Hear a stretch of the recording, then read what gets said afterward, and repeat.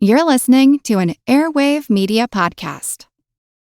All set for your flight? Yep, I've got everything I need. Eye mask, neck pillow, T-Mobile, headphones. Wait, T-Mobile? You bet. Free in-flight Wi-Fi. 15% off all Hilton brands. I never go anywhere without T-Mobile. Same goes for my water bottle, chewing gum, nail clippers, okay, passport. I'm gonna leave you to it. Find out how you can experience travel better at T-Mobile.com/travel. Qualifying plan required. Wi-Fi were available on select U.S. airlines. Deposit and Hilton Honors membership required for 15% discount. Terms and conditions apply. Welcome to From Beneath the Hollywood Sign. If you love old movies, Hollywood history, or the golden age of filmmaking, you've come to the right place. This is the podcast that talks about amazing stories of Tinseltown from another era and fascinating conversations with writer-producer Steve Cubine and actress-writer Nan McNamara. So, Steve, did Ava Gardner and Howard Hughes have a good relationship? Well, they did until he dislocated her jaw. What? Well, don't worry. She hit him back with an ashtray. From Beneath the Hollywood Sign is the gin joint for you. Recorded in Chicago, Illinois, with your hosts, Ken, Matt, Neal, and Jeff. This is Triviality. The cream of the crop! Hello and welcome to Triviality, the game where a lack of seriousness meets a little bit of knowledge. My name is Neal, and I'm joined in the studio by Matt and Jeff. How's it going, guys? We are doing great today. Yes, we are. So I didn't sleep much last night, so this intro took many, many tries, but we're just going to keep going and keep trucking. So Ken is not here today. Ken actually, he was working on the bullet train in Japan, as some of you know from a previous episode, but he made his way over to Shanghai, and today actually he's in a very important mini golf game with the great-great-great-grandson of Marie Curie, and the winner gets a time machine to see if they can go back and hang out with Marie Curie. So good luck to Ken there. If you do win the time machine, just let us know because we have some plans that we'd like to join you on. So thank you, Ken, for not being here. And I'm pretty thankful every time he's not here. Yeah, exactly. But we do have some great guests here. So first we're going to introduce someone who's going to be competing today with Matt on a team, and that's one of our Intercontinental Champion Patreon supporters, all the way from Little Rock, Arkansas, Jeremy Gabbard. How's it going, Jeremy? Doing super. How are you? Doing well. Why don't you tell us a little bit about yourself and how you found the show and some of your interests? I work in IT, network engineer here for a local ISP. Most of my hobbies are bowling. We do trivia every week. We're pretty terrible. We had 9 people last week, and we still managed to lose. Oh, perfect. I came into y'all through Trivial Warfare, and I just started at the beginning and listened all the way through. Oh, nice. That's a rough start from the beginning. Yeah. Jeremy will be taking Ken's place as the man with the shaved head and large beard. I was going to say he's sporting the Ken look better than Ken himself. Yeah, we complimented your beard. It's pretty glorious, so well done on that. All right, and a very special guest hosting the show today from Henderson, Kentucky is Drake Phipps. How's it going, Drake? It's going all right, man. Glad to be here. Yeah, thank you. Glad And how about same question? So what are you up to out in Henderson, and how'd you find the show? Married, got 2 kids, under 5. They're a handful. That's pretty much all I do is work and take care of them. Yeah. Yep, that's a second full-time job. Say no more. We know what you're doing with your time. Totally get it. Yeah. And I found it, found the podcast. I was at work, and sometimes we're allowed to listen to music. And I just ran out of music, ran out of stand-up comedy. And I literally just thought, I would love to listen to someone just list off trivia. So I Googled trivia, you came up, and I accidentally listened to the first one, like the most recent one for that week. And then I was like, I should probably go from the beginning and work my way back. So I listened to about 5 or 6 episodes a day for a few weeks. Oh, wow. That is impressive. That's a lot of us. I don't know if I can do that. So you were hanging out with us for 5 hours a day. Yeah. That's crazy. That's more than we hang out with each other. So yeah, no, that car ride to Boston nearly killed all of us. Yeah, that's true. Luckily, I'm a good enough friend to bury a body for Jeff, but never again. So Drake is going to host the game for us today, but before we get that started, Matt and Jeremy, team name, what do you guys think? Why don't you talk it out? Our local name is the Catfish Holes, but I am good with anything. Yes. You like that? Catfish Holes. The Catfish Holes. All there right. I love Catfish. And Max is no longer on Catfish, so he's leaving the next season. Sad. Yeah. So there's not going to be anyone with the camera in your face. I used to catfish people before I knew it was being called catfish. I used to mess around in AOL chat rooms all the time. So you were the original catfish? I didn't know what I was doing. I thought it was okay. They said ASL. I just said different things. Like, it was fine. That's what happened. All right, so before we throw it over to Drake, let's just get a recap from our rules guy. The rules of the game are simple. 20 questions split into 2 rounds worth 10 points apiece. At halftime, there'll be a special swing round designed by this week's host. After regulation, players will enter the final round with the points that they've accumulated and will have a chance to wager 0 to 30 points on 5 categorized questions. At the end of the game, someone will be named the cream of the crop. The cream will rise to the top, oh yeah. All right, and since Ken is not here to beat the dead horse... laud his performance? Yeah, so we'll just say that it was okay. Just okay. Okay, so it's going to be Neal and Jeff versus Matt and Jeremy, Team Catfish Holes. Drake, take it away. All right, first question. Within 15 points, what was Michael Jordan's batting average? I'm going to guess... I think it's super high, right? He was amazing. He's amazing at everything. Yeah.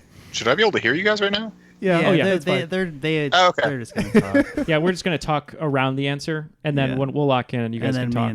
Me and Jeremy can discuss. Okay, within 15 points, how do you feel about this? Pretty close to what I was thinking. Okay, all right, we're locked in. You guys can talk. Yeah, they were being facetious. Michael Jordan, not a good baseballer. Yeah, the only thing I wrote down was under 300 on my sheet and then nothing else. Yeah, So I think... Your response to that was priceless. Oh, for sure. Yeah. He's very bad.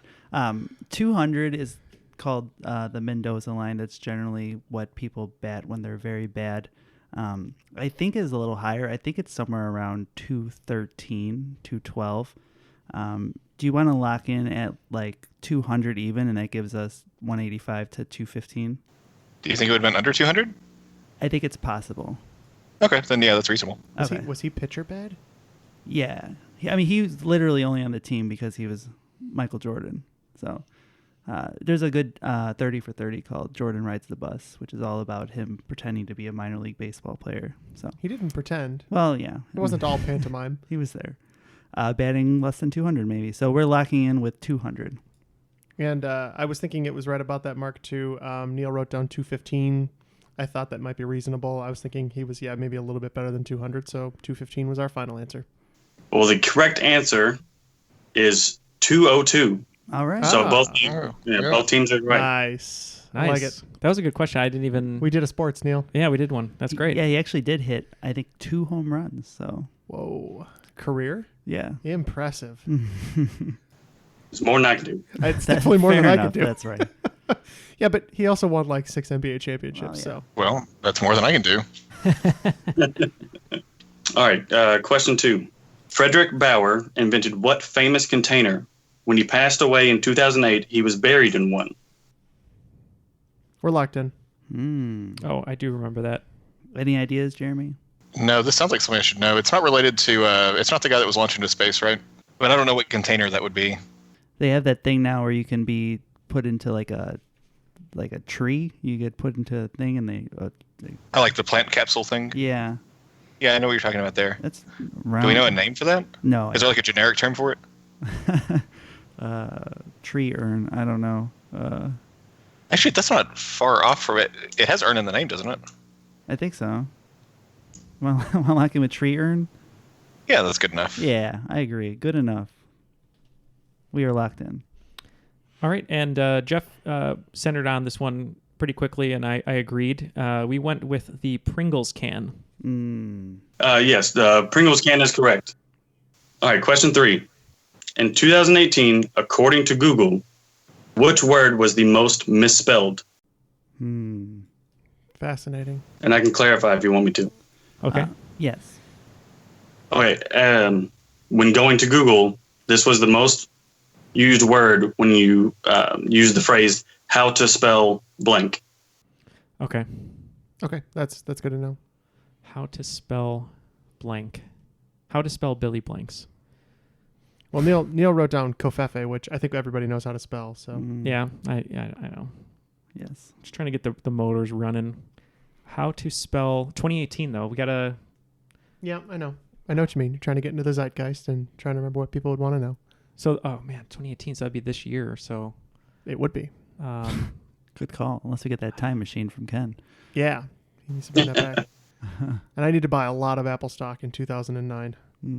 We're just gonna lock in with a guess. You guys feel free to talk. Well, I don't know it. I feel it's either political or that's just a red herring. One of the two, like something like impeachment or collusion, come to mind as words people would want to talk about. But I had written down both impeachment and collusion, but I also was thinking like something like Fortnite or fidget spinners, or these are just things that are like big this year.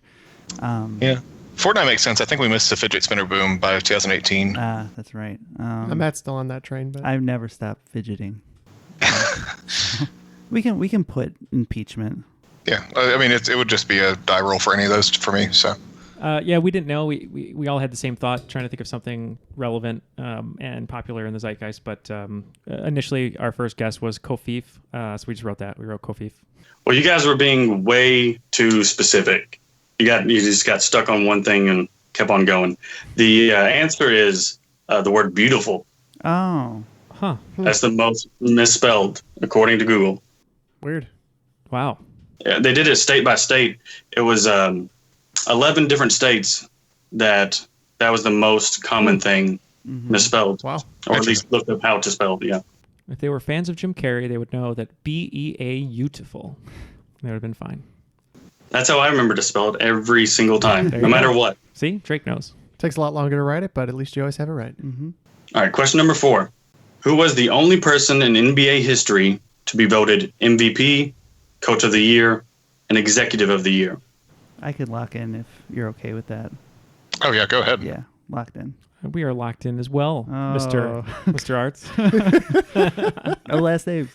Well, I use last names all the time. This is Larry Bird. Yeah, we also said Larry Bird. Larry Legend? Larry Legend. Yes, it's Larry Bird. Yeah.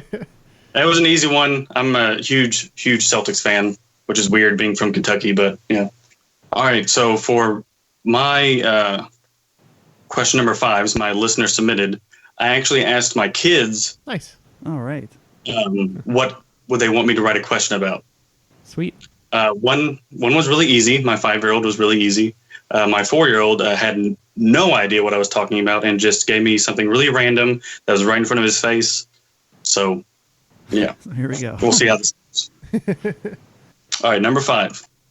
What dormitory delicacy was invented by Momofuku Ando? Oh, I know this one. Yeah.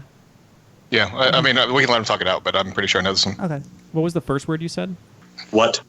Oh, sorry, second word. Sorry. Got him. Dormitory. Dormitory. We're here? Yeah, I agree. Okay, so we're locked in. You guys can talk. All right. What were you thinking? I'm pretty sure this is cereal milk. Cereal milk. Yeah, there's a whole chain of Momofuku restaurants. Milk Bar is one of them. They serve various. I don't know. Say popularized it, but I don't want to say invented it, but they certainly popularized it. Cool. I was thinking instantly dormitory food. I was thinking ramen noodles because that's all you could afford when you're. But I guess cereal milk's also very affordable. So I have not even heard of that. Oh, cereal milk bars are awesome. I just heard about that the other day. Lucky Charms milk, great. We can lock in with what you said. So you guys are cereal milk? Cereal milk. So Jeff and I immediately went with the gut answer of ramen noodles. Of ramen. So he just went with ramen. And ramen noodles is correct. Oh. Wait, what?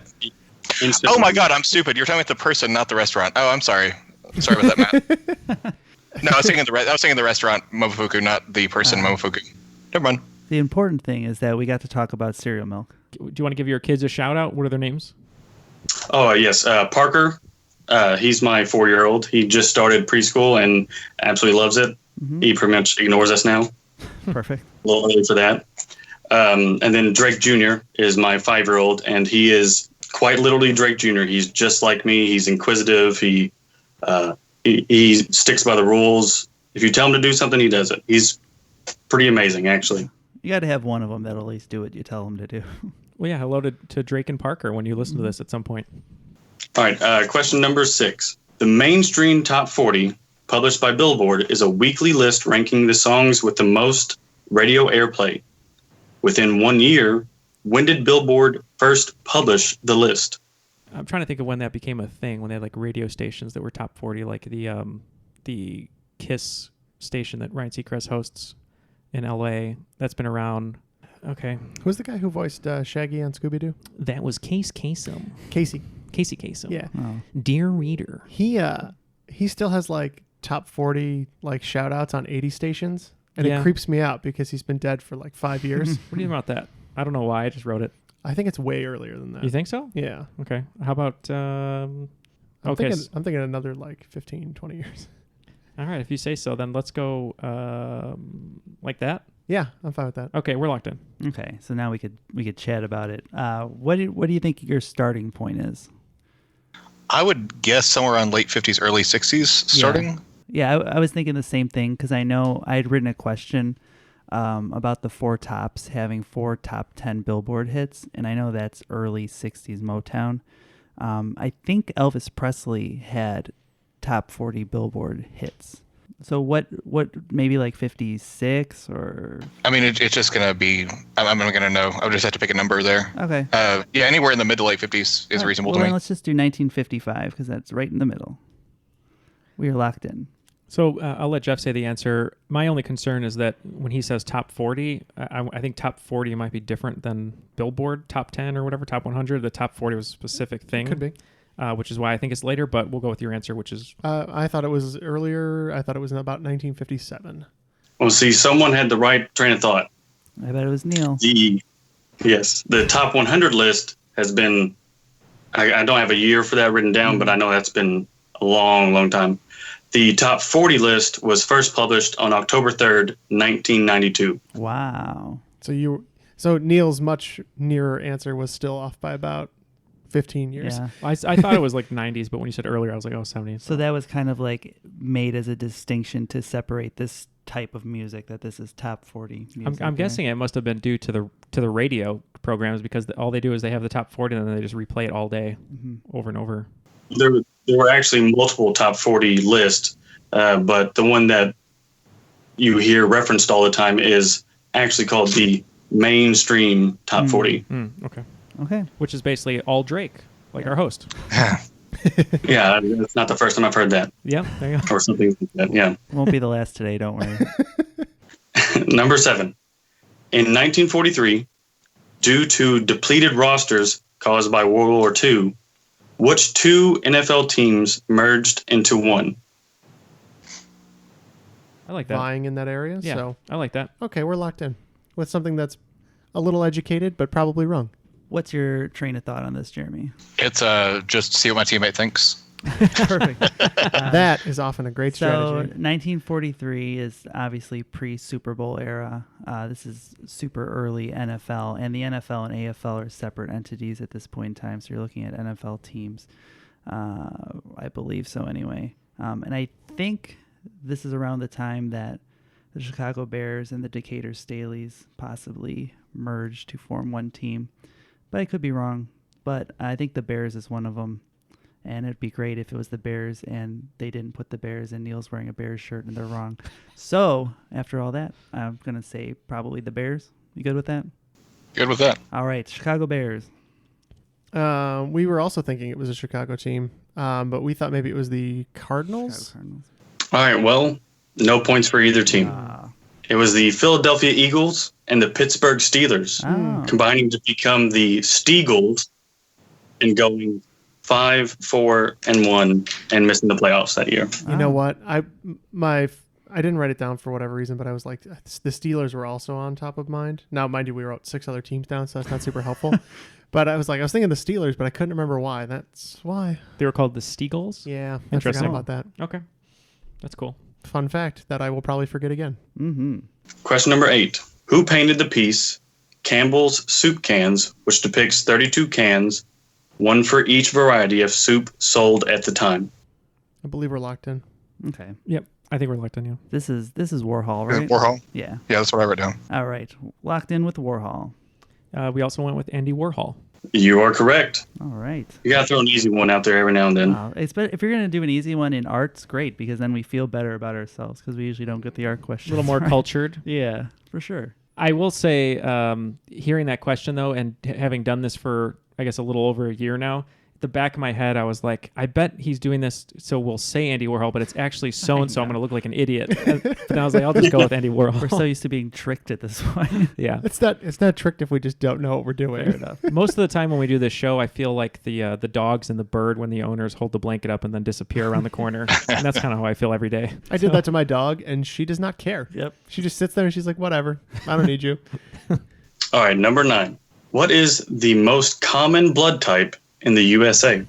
Yeah, I have no idea. We have a 12.5% chance on this, Neal. All right, well, let's go with your answer. It was the first thing you wrote down, and usually your gut is right for the most part on anything science related, so we'll lock in. I always get this one screwed up, though. This is one that I'm so bad at. Spoiler alert, he got it wrong a couple hours ago. No, it's a different question I got Different wrong. question. But it's related. So you guys are locked in? We're locked in, Yeah. All right, Jeremy, I believe it's O positive. I have O negative, but I wouldn't argue about it. I know AB positive is the least common, and I believe O negative is the most common, but I wouldn't fight either way. I think that's AB flipped. negative is the least common. Yeah, I think. Oh, it is? Okay. And then I think O positive would be the most common. Okay, that's fine. We are going to lock in with O positive. We went with one of my favorite metal bands, Type O negative. Well, it is O, but it's positive. Yeah. Oh, thanks for the save. I always get that wrong. Yeah, every time. I had like without fail. I figured if the negative was the least common, I figured positive was probably the most common, and they're probably not related, but I don't care because we got it right. All right, question 10. Appearing in A Study in Scarlet, The Sign of Four, and The Adventure of the Crooked Man, what was the name given to the group of young street urchins who are employed by Sherlock Holmes as intelligence agents? And there are 2 possible answers. Neal wrote down Sherlock Holmes, very excited. Yeah, I love Sherlock Holmes. He's like my favorite fiction, one of my favorite fictional characters. Okay, all right, we're locked in. You guys can talk. Do you have any idea, Jeremy? No, I've never read them. I'm a little bit aware through like pop culture percolation, but haven't ever read them. Yeah, I don't know. I haven't even seen the Robert Downey Jr. Movies. So You're probably doing yourself a favor. yeah, I should. They're fine. I know they're okay. So I wrote down Lost Boys because I don't know. I have no idea. Yeah, all I got was urchins, which just which sounded funny to me for street urchins. But yeah, just Lost Boys is fine. I don't have anything better. Agreed. Lost The Boys Sharks. are fine. So on Elementary, when Sherlock needs help, and this could be way off, but when he needs help, he reaches out to everyone, which I believe is a play on words for Anonymous, the hacker group. So it's probably wrong, but he reaches out to everyone, and they're the people who help him out with like stuff on the street. So that's our answer. Well, see, on the show, everyone, like you said, is actually a hacking, group. On the books, the urchins are known as the Baker Street Boys or the Baker Street Irregulars. All right. So after a great first round, it's a very tight game. Team Catfish Holes has 40 points, respectable, and Team Triviality only 10 points ahead of them with 50 points. So great dividing questions here so far, Drake. So what do you have for us for the swing round? All right, the swing round is going to be a lot of fun. It is movie franchises. Oh, right. So I'm going to give you 10 movie franchises, and you have to tell me how many movies are in that franchise. Sounds simple. It is not. So 5 points each. Okay. Let me know when you're ready. So whenever you're ready. Number 1, Land Before Time. Number 2, James Bond. Number 3, X-Men, which has 2 possible answers. Number 4, Yogi Bear. Number 5, Alien vs. Predator. Number 6, Friday the 13th. Number 7, Air Bud. Number 8, The Crow. Number 9, Die Hard. And number 10, Terminator. Just a couple qualifying questions to be the film nerd. Alien versus Predator. Are you talking franchises of Alien versus Predator, or a movie that just has either Alien and or Predator in it? So it'll be anything with Alien, anything with Predator, anything with both of them. So Drake, I have a few more questions. I'm sorry to be I think moving there's nerd. If you need to clarify. So with the Bond movies, are these canonical Bond movies or including non-canon Bond movies? I have no idea. See, so this is my issue. I'll say this. It's not going to give anything away. there are 2 Bond movies that aren't technically canon that were done outside of the Eon Studios. So, well, damn, Matt, we have to change our answer now. Oh yeah, right. Let me just. So we'll see. I think I know where you're going, but if it needs to be changed, we'll be changed. So, film franchises. Let's see what happens. Let's see what happens. We're going to throw it over to you. Now, for number 1 was Land Before Time. 9 came to mind, so we just put down 9 without any real bearing. Jeremy said that he had heard up to 7, and then we assumed there's probably a couple of DVD ones released at some point in time after that, and we wrote down 9 as well. Hey, look at that. Well, you're both wrong. There are 14 movies in the Land Before Time franchise, and I have sadly watched every single one of them because my kids love dinosaurs. And every time I bring up Netflix, that's like the first thing that pops up, and we got to watch it. So the asteroid hasn't hit that craze yet. Yeah. No. For number 2 was James Bond. Yeah, so for this one, Jeff made a joke every time we do trivia. It's just sort of keep my brain fresh. I rate all the James Bond movies in order on a little notebook page while we're playing trivia. And you can answer this question, Drake. It's up to you. So Bond movies are considered canon and non-canon. So the canon films in the series, there's do the breakdown. There's okay. So there's 6 Sean Connery. There's 1 George Lazenby. There's 7 Roger Moore. 2 Timothy Dalton. 4 Pierce Brosnan. 4 Daniel Craig. So that equals 24. And then there's actually 1 non-licensed Bond movie that Sean Connery did called Never Say Never Again. And there's the original Casino Royale that had Woody Allen and David Niven in it. So non-canon, it would be 26, but our answer for the canon is 24. So we were counting those, and we said 26. we just guessed. I will take 26. That's the answer I have, and I'll go ahead and give it to you, both teams. Go team. Go team. All right, this is the one that I, at the beginning, said there was 2 possible answers, and that is number 3, X-Men. And, of course, I'll explain why after you answer. So we went with, so you got your first 3, your X-Men's 1, 2, and 3. Then there's the Days of Future Past, and then you have your Wolverines. And I thought there was 2 Wolverine. Or 3. I don't know. We ended up with 8. Yeah. So our reasoning, again, depending on where Drake wanted us to go, there's the 3 original. There's the 3 where Fassbender is Magneto, so another trilogy. So it's 6, and then if you include the Wolverine films, that's another trilogy. So it's either 6 or 9, depending on if you include the Wolverine films. 9 or 11. That's if you add Deadpool into it, because then they do have X-Men characters within that franchise. Oh yeah, I guess that's true. We did talk about Deadpool, and then still got it wrong. Cool. All right, this one seemed to be an issue. Number 4, Yogi Bear. Oh yeah, how many times can he steal a Pic-a-Nic basket? Come on, boo boo. We just said 3. We had no reason. Well, we looked down our list and we thought, it's probably a classic trilogy, so we went 3. Okay, on my paper I have 11. Wow. Whoa. Oh my god. This was before movie tie-ins and everything. Yeah. Well, I'm looking it up right now, and there's actually more than that, but some of them are shorts, and there's the live action film from 2010, which was a disaster. Very bad movie.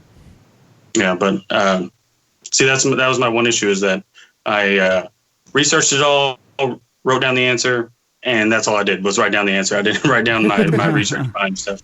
Well, Jeff, you should tell him all I said when we went outside about Yogi Bear. Well, the only thing that matters was that Justin Timberlake did the voice of Boo Boo in the live action one. So. That's all I knew. So. Yeah, you and JT. Yeah. Couldn't save that movie. All right, number 5 was the Alien versus Predator franchise. Oh, yeah. So I think there's 2 AVP movies. We ended up with around 4 Alien movies because you got your 3, and then Prometheus, I believe, is an Alien movie. And I think there's actually more Predator movies. We just put the 1, so we ended up with 7. So for us, you have Alien 1, 2, 3, and 4, Alien Covenant, or Prometheus, so 6, and then you have Predator 2, Predators, Alien vs. Predator, Alien vs. Predator 2, which is 11. So our official answer is 11, but by the time this recording comes out, I believe Shane Black's Predator, The Predator, will be out, so it will technically be 12, but we said 11. Well, you should have gone with 12. 12 is the answer. Yeah, I think the 12 counts The Predator. Yeah, because that one hasn't come out yet. So that's why I was saying, as of this recording, it's 11. I must have been counting that one, so I mean, I'll take 11. I mean, that's up to you guys. It doesn't matter to me. I'm just... I mean, you were 100% right, so you should probably get the point. You said it's 11 and then 12 if you count the sequel or the movie that's about to come out. So, all right, number 6, Friday the 13th. Yeah, I don't know. I don't even think if we knew which franchise this was. To be honest, we talked about Jason and Freddy, and I couldn't remember, so we just said 6. So yeah, there's 10 regular Jasons, and then Jason X, duh. Jason, yeah. Then there's Friday the 13th, the reboot with Jared Padalecki from Supernatural, and then Freddy vs. Jason. So we put 12. And 12 is the correct answer. See, Jeremy, that's exactly what I told you would happen. You'd have all the written every single movie in the franchise. I was just going to say, am I allowed to yell nerd? You are. It's encouraged. That's fine. I appreciate it. I take it. It's his badge of honor. All right, number 7, the Air Bud franchise. So there's definitely, you got Air Bud, and then I think it's like something in the end zone, and then you had the outfield one. So there's 3 there. And then I think there's another one. There's a soccer one, Golden whatever. I don't know. Whatever. There's 4th one. Golden Retriever. Yeah, that's the football receiver. one. Golden Receiver. But there's also the Air Buddies movies, which are his puppies. And I think there's a couple of those. So we ended up with 7. I was not cognizant of those. Mm-hmm. We thought there was like 1 or 2 of the basketball movies, a football movie, potentially a baseball or soccer movie. We went with 4. And the answer is 14. What? It's 14 whenever you add the buddies. Yeah, there's a lot of those buddy movies. That's a big litter. I was literally going to say the exact same thing. Jeremy and I are on the same wavelength. It's just like Ernest. I mean, they just kept on and kept on and kept on. Oh, I wish it was like Ernest. I need more Ernest movies. Our number 8 seemed to confuse one team at least. Yeah. The Crow. Why don't you guys tell us what movies are in the Crow franchise? So there's the Crow, and then there's Crow City of Angels, which we knew about, and then I believe there's one called Salvation, and I think there's one after that I can't remember. It went straight to video, and then they've been trying to remake it for like 15 years. Jason Momoa was the recent one, but now it's a casualty again. It's not going to happen. So our official answer, I believe, is 4. Yeah. All we can think of was the first Crow, and I knew there had to be a second one, and I don't know why I didn't think of that Goo Goo Dolls song, which is definitely from City of Angels, and that's the only reference point, but we just said 2. The answer is 4. Oh. Jesus. The 4th one is The Crow Wicked Prayer. All right, number 9, the Die Hard franchise. Go to the coast, have a few laughs. So you got Die Hard 1, 2, 3's with a vengeance. Is it ever? And then all I could think of is the other one that came out like in 2007 or whatever that was. So we said 4. Yep, you've got Die Hard 1. Which one's 2 subtitled is? Die Hard 2, Die Harder. Die Harder, yeah. And then, of course, Die Another Day, right? No, yeah, right. Die Hard with a Vengeance. Yeah, no, I know. And there are 2 films after that. Yep, Live Free or Die Hard and A Good Day to Die Hard. Yep. A Good Day to Die Hard. That was so... Okay. So 5, sorry. All right, so 5. Yes, 5 is the correct answer. As soon as you kicked it to me, I totally blanked on what the other 2 were called, but I remembered that there were 2 others. And some other ones. I just wanted to make the Live Free or Die Hard joke. All right, and lastly, number 10, Terminator. All right, this one I think we got.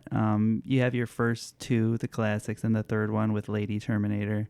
And then you have a couple of, what's her name? Something, whatever the Chronicles were. Sarah Connor. I was saying it earlier. Now I can't remember. Sarah Connor Chronicles.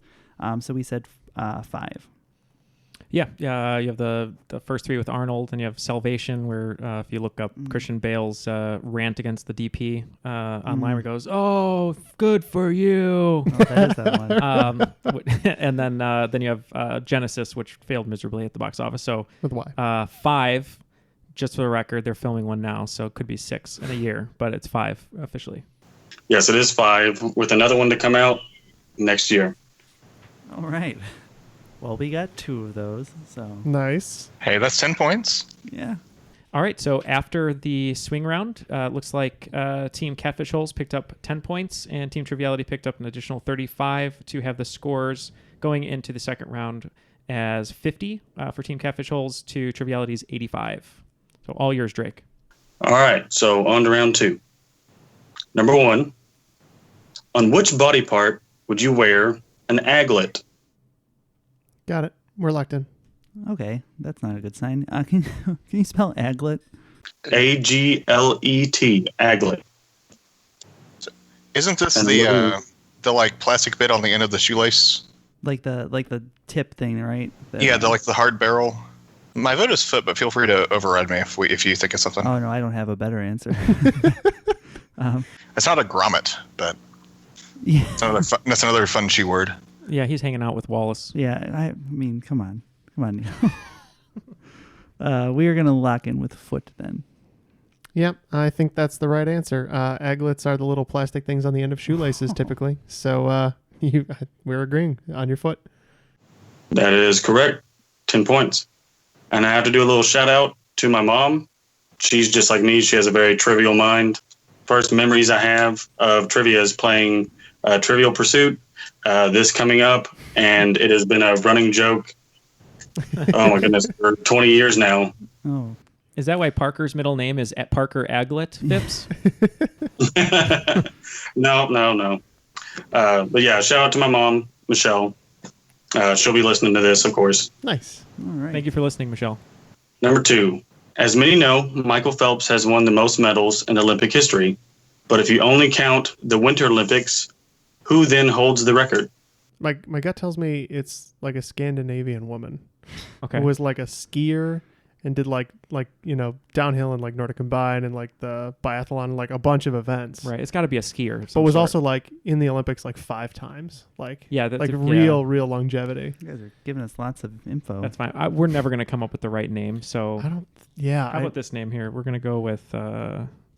Well, I don't know it offhand. I was thinking skaters, since there's approximately 100 different skating events. Yeah. But I don't know who's won the most. I wrote down Yamaguchi and Lipinski just as people who won, but people don't typically do back-to-back Winter Olympics, do they, for skating? No, so I was thinking, maybe something like speed skating, or I was also thinking snowboarding. I couldn't name a speed skater. I used to play a lot of like N64 snowboard games, but I can't think of professional ones. 1080 snowboarding. That was the best game. Get out of here with your SSX. Ugh. So the only one I could think of is Apollo Ono, and I don't know if it would be him, but he's a name. So yeah, I mean, if that's an event that people compete in more than one Olympics for, then yeah, he won gold in Salt Lake, right? I think he was on the podium there. And he also won gold in Dancing with the Stars. Yeah, so he got that one too. So we got that going for us. Okay, we'll go with Apollo. I like Apollo. Yeah, Jeff and I know that there are many accomplished female Olympians, most likely that we were saying in like skiing, that could be doing like downhill and alpine and I remember from watching like the Olympics this year in Pyeongchang, where it's just like there was women who were in like their 5th Olympics, like they had like 16-year careers, and it was all like really hardy events like cross country skiing and like stuff that's like the speed events, I think, always tend to go to like younger people. Like they just tend to dominate those. But like endurance events, you can go for a while generally if you're up there. So I don't know. Yeah, we didn't get any closer with that, but yeah, we couldn't pull a name. So you don't have a name? No, well, we have a name, but we couldn't pull like an actual name. We didn't want to like taint anyone's legacy by getting the name wrong. So we just went with Elizabeth Salander. A made-up name? No, the girl with the dragon tattoo. Fair enough. Well, your whole thought process was correct. It was cross-country skiing, and it was multiple Olympics, of course. But as of the 2018 Games, Merritt Bjorgen has 15 medals in cross-country skiing. When I was watching the Pyeongchang Olympics, I was like, there was somebody who's like crazy impressive and gets no credit. So yeah, she medaled 5 times. Oh. Wow. Like the idea of medaling once is so impressive to me. And then people are like, oh no, I won like a couple golds in a row at one event or one Olympics. Number 3, another sports question. Of the big 4 sports, give me 3 locations of the Hall of Fames. I can tell you where the Bowling Hall of Fame is. Does that count towards the Big Four or no? It's not the Big Five. No. Okay. Oh. So we're 66% of the way to 3 of them. I think it's wrong, but it's fine with me. Okay, we're locked in. I thought one of them was in New York State and one in Pennsylvania, but I couldn't play cities for them, so I'm just going to listen to what you have to say and argue. Cooperstown, I believe, is in New York. It is. Thanks for the help. Yeah, so that's the Baseball Hall of Fame. For baseball? Yeah. The NFL Hall of Fame's in Canton, Ohio. And the Basketball Hall of Fame, I believe, is in Springfield, and I think it's Kentucky. Because, and I think that Drake would ask this question if it's his home state. Yeah, I can't disprove you. Cool. We are locked in. Yeah, we agree. NFL just had their Hall of Fame game at Canton, Ohio. Cooperstown, New York is definitely the Baseball Hall of Fame. And the other 2, we were kind of lost. But the hockey one I heard before, I can't remember if it's in Canada or in the U.S. We were thinking if it was in the U.S., it was maybe in Minnesota. But we know they're not all big popular teams locations, so we just went Ottawa for the hockey one, but no bearing on it. Mm-hmm. One team's getting points, obviously. Yep. We know which one it is. Yeah. Baseball is Cooperstown, New York. Football is Canton, Ohio. Hockey is Toronto, Canada. Oh, it is Toronto. And I'm going to give you the basketball one. It's Springfield, but it's Massachusetts, not Kentucky. I knew it was Springfield. That's all right. Yeah, you got Springfield, so. Yeah. That's what you wrote down, so. I wrote down Toronto, but. And I didn't think they had one in a big city like that. I thought they were all kind of obscure. Mm-hmm. All right. Good question, though. Number 4. As you know, Marvel is huge. Comics, movies, and millions upon millions of dollars. But most don't know that hasn't always been the company's name. What was the original name? All right. We don't have a great answer, but we've locked in. Mm-hmm. What did you say? You thought it was Sun? That had Sun in the name, but what kind of... So, like, Rising Sun or something like that? Or Well, I was thinking Sunrise, but, I mean, Excelsior sounds more like a comic thing than what I'm trying to pull, so... Okay, we'll lock in with Excelsior. Yeah, I'm sure our listeners, Mike Cameron and Nolan Warner, who are huge comic book fans, will roll their eyes. But yeah, we didn't know. So we just were thinking Stan Lee says Excelsior a lot. So maybe it was originally called that and he kept it going. So we also went with Excelsior. Well, in 1961 is when they became Marvel. Before that, they were the Atlas Comics. But originally they were known as Timely Publications in 1939. Number 5, another listener submitted question from my son. In Jurassic World, what was the name of the new genetically engineered dinosaur? Yes, that's correct. Yeah. Okay, so they're locked in. Yeah. Does anything about this sound familiar? No, I've seen the original Jurassic Park, but I have not seen the reboot. Yeah. So. They created this dinosaur that, like a cross between a T-Rex and a raptor, I think, is what it is. I wanted to say Megalodon, but that's the that's the Meg. The Meg. Jason Statham took that out already. Yeah. Spoiler alert. We no longer have to worry about the Meg. Yeah. So we're gonna lock in with Theodore Rex. Whoopi Goldberg classic. Jeff. So I feel like Neal was getting there, put me up for a rebound, and I just brought it down and shattered the glass because this one came crashing back to me. I believe this is the Indominus Rex. Oh, never would have got it. That is correct, Indominus Rex, which translates to fierce or untamable king. We don't get points for last name Rex, is it? No, of course not. Jeopardy rules. Rex. Did you write Oedipus? No, Theodore Rex. That would have been better. No, he didn't write Oedipus. He couldn't see the paper. It's a really deep joke there. Sorry. Okay. Number 6, in 1977, Lucia Harris was drafted with the 137th pick in the NBA draft. What team officially drafted her, marking the first woman drafted? I don't get any of those drafts, like with lotteries and like balls coming out of the things, the lottery balls. Is that what they use? I don't know. No. Envelopes that are cold. I don't know. That was one time. Yeah. Yeah. What's funny is the fantasy drafts are almost as complicated as the real drafts when no one's life is on the line. It's not complicated. Matt knows you got to take a kicker in the 7th round, and you're good to go. Yeah, out of all the nerd hobbies, our the Magic the Gathering group got canceled last night, so they could do their their fantasy football draft. So that was sad. Jeff was just playing Magic last night too. I was. Could have just joined him. maybe you guys were playing together. We don't know this. You guys know each other. I love that game. I don't know. That'd be great. We have to put people together. You should play with Jeremy sometime. That'd be fun. We locked in with a complete guess because we have no idea. Okay. But I don't actually have any insight, so I think we should just lock in with Lakers. Sure. All right. Lakers it is. For the simple fact that it's Drake's favorite team, we just went with the Celtics. Well, good guess, but wrong. It is the New Orleans Jazz. Oh. Yeah. Lucia Harris said she's considered to be one of the pioneers of women's basketball. And she played professionally with the Houston Angels in the WBL and was the first and only woman ever officially drafted by the NBA. And for her achievements, she was inducted to the Naismith Memorial Basketball Hall of Fame and Women's Basketball Hall of Fame. Oh, where is that Basketball Hall of Fame? Weird. Yeah. Possibly Springfield. All right, number 7 is a shout out to my best friend, Macon Bourne, who just had a son. His name's Macon Bourne? Yeah, his name's Macon, as in like Macon Bacon, or Macon, Georgia. That's awesome. He has a really cool name. That's all I wanted to get at. Hello, Macon. Thank you for listening, and congratulations. Number 7, founded in 1829. What is the oldest operating brewery in America? Beer is so popular right now, so I'm trying to... There's so many... Just now? It took a while after Prohibition to come back, but I think it's hitting its stride. They're always talking about their proud heritage, right? Yeah, okay. Of Rocky Mountain Brewing. Okay, yeah, we're in. I just love giving those clues. Having a real banquet over there. I bet they put like Miller or something and just said that to throw us off. Yeah. No, I seem to remember watching a documentary and they mentioned Yuengling as either the oldest or the oldest family-run brewery. So I don't know if any of the macro brews have topped it or are older than it.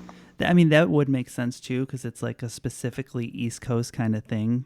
I mean, for that reason, I wrote Sam Adams because I figured time period. You're looking at a brewery out East Coast. But I like Yuengling.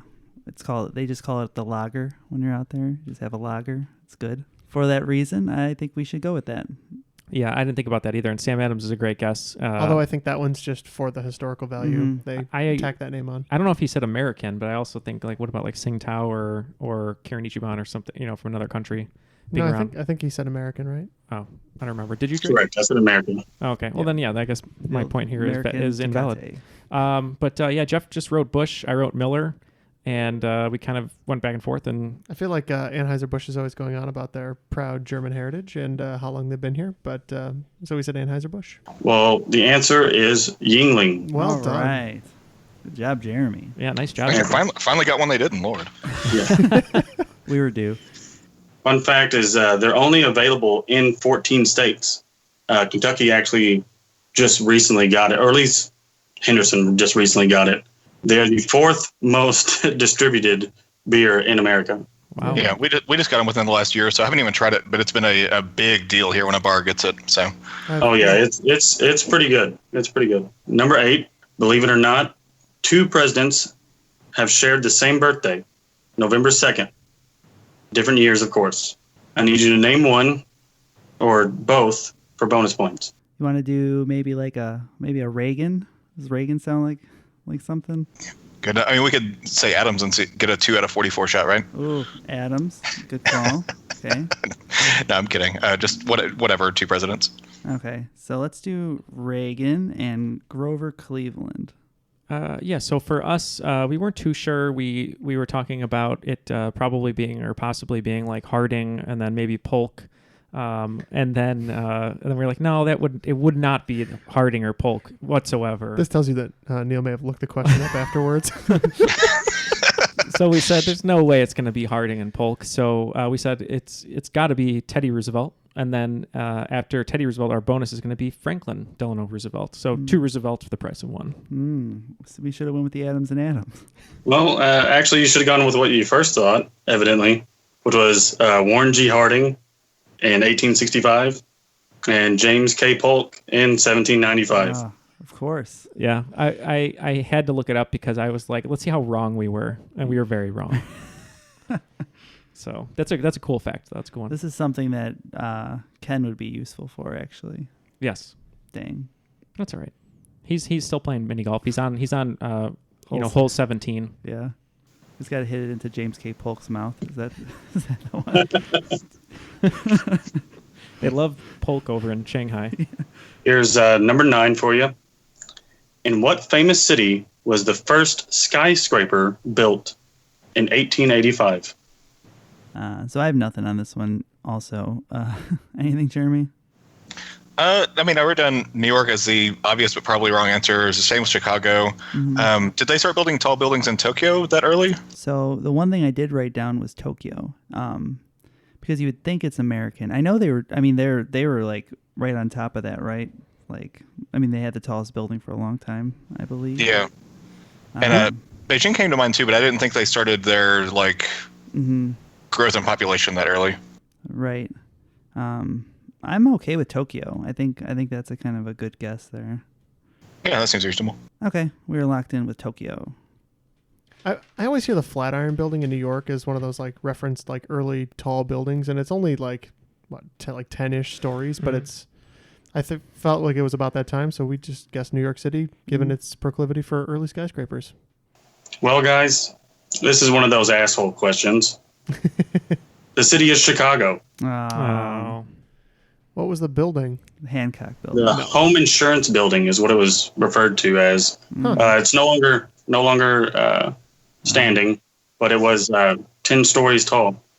Wow. That makes sense. It was 14 years before this record.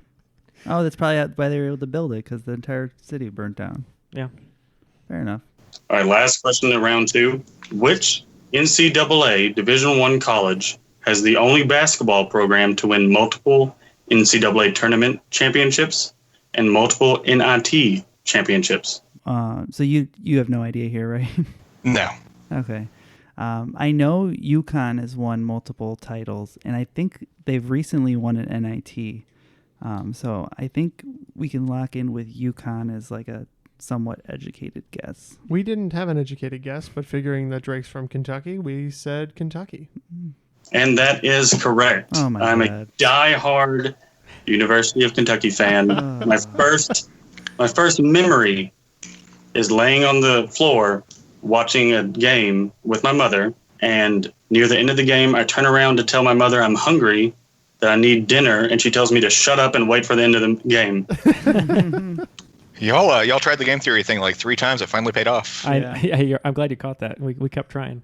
All right. After the second round and regulation, it looks like the scores are up to 80 points for Team Catfish Holes and 115 points for Team Triviality, and that's what we can wager with. So, Drake, what are our final round categories? All right. Number 1, you can't quite remember this answer.